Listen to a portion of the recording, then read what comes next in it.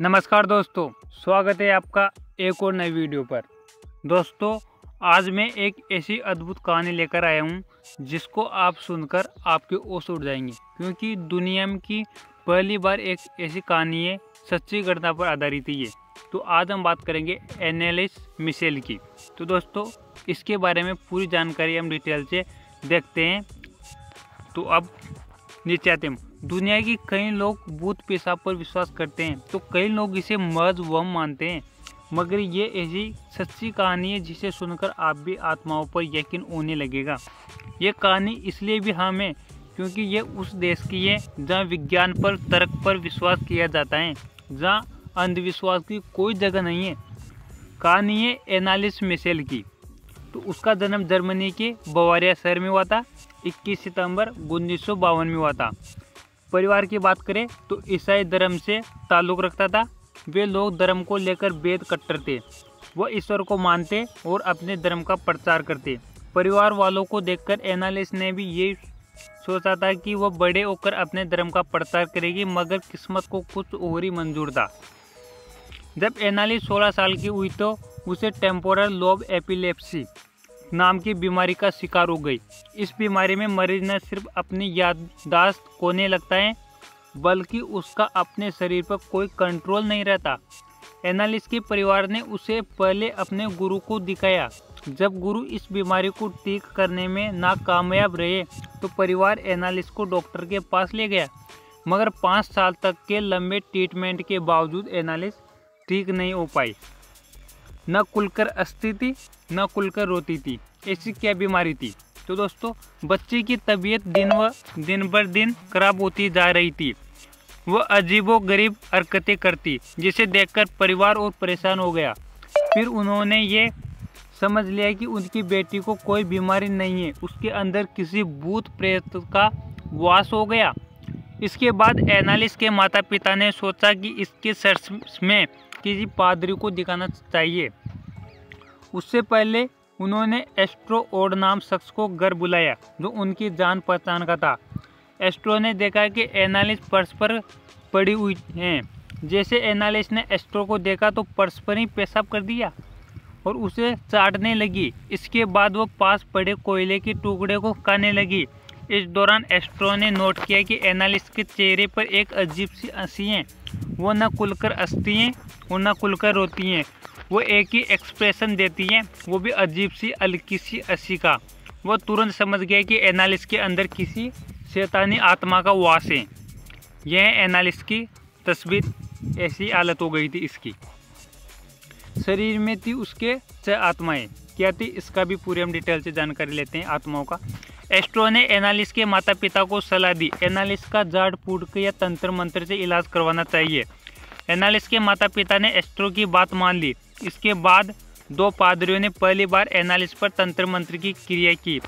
पादरियों ने बताया कि एनालिस के अंदर 1-2 नहीं बल्कि 6 शैतानी आत्माओं का वास है। जैसे पहला झाड़ फूक का काम किया गया, उसके बाद से ही 6 शैतानी आत्माएं गुस्सा हो गए। एनालिस की हालत पहले से और भी ज़्यादा खराब हो गई।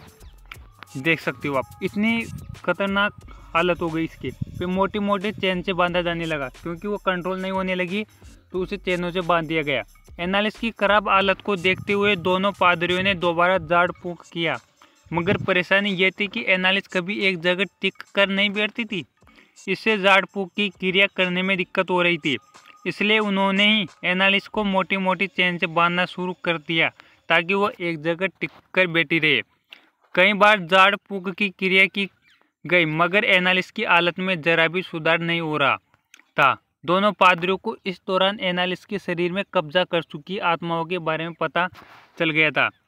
वो कौन सी आत्मा थी 6 शैतानी, उसके बारे में डिटेल से चर्चा करते हैं।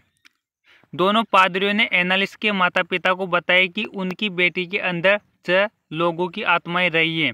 उनके नाम है नीरो, जो कि रोमन राज्य के जूडियन साम्राज्य का आखिरी शासक था। जूडस इस्करियोट, भगवान यीशु का शिष्य, जिसने महज 20 चांदी के सिक्कों के लिए उन्हें धोखा दिया था। क्रेन एडम और ईव का छोटा बेटा हिटलर, जर्मनी का सबसे बदनाम तानाशाह वेल्टिन पलिसमैन, 16वीं शताब्दी का बदनाम पादरी जिसे शराब पीने, हंगामा करने और हत्या करने के आरोप में रोमन साम्राज्य से बर्खास्त कर दिया गया था। लूसीफर बुराई के प्रतीक के रूप में इसे जाना जाता है। इसे शैतान का शैतान भी कहा जाता है। देख सकते हो इतनी बुरी हालत हो गई थी इसकी। ऑडियो कैसेट में रिकॉर्ड की जाती झाड़ फूक की क्रिया। बताया जाता है कि जब एनालिस पर झाड़ फूक की क्रिया की जाती थी तो पादरियों को भी कई बार उन शैतानी आत्माओं से दो चार होना पड़ता। ये दोनों झाड़ फूक की पूरी प्रक्रिया को अक्सर ऑडियो कैसेट में रिकॉर्ड भी करते थे। दोनों ही शैतानी आत्माओं के नाम भी इसी तरह पता चला। दरअसल जब वे एनालिस पर झाड़ फूक कर रहे थे तो उन्होंने उससे पूछा कि तुम्हारे अंदर किसकी आत्माएं हैं। एनालिस ने तब उन 6 लोगों के नाम लिए।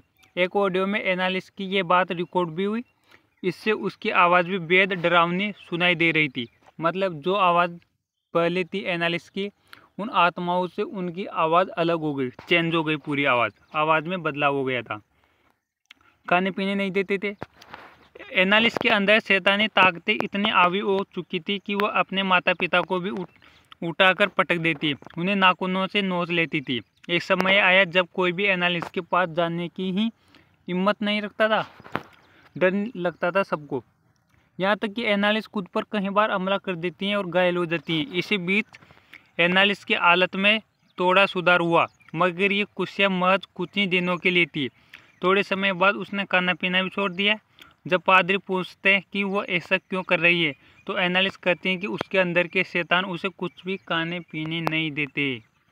फिर उसके बाद में 1 जुलाई 1970 को हो गई थी एनालिस की मौत।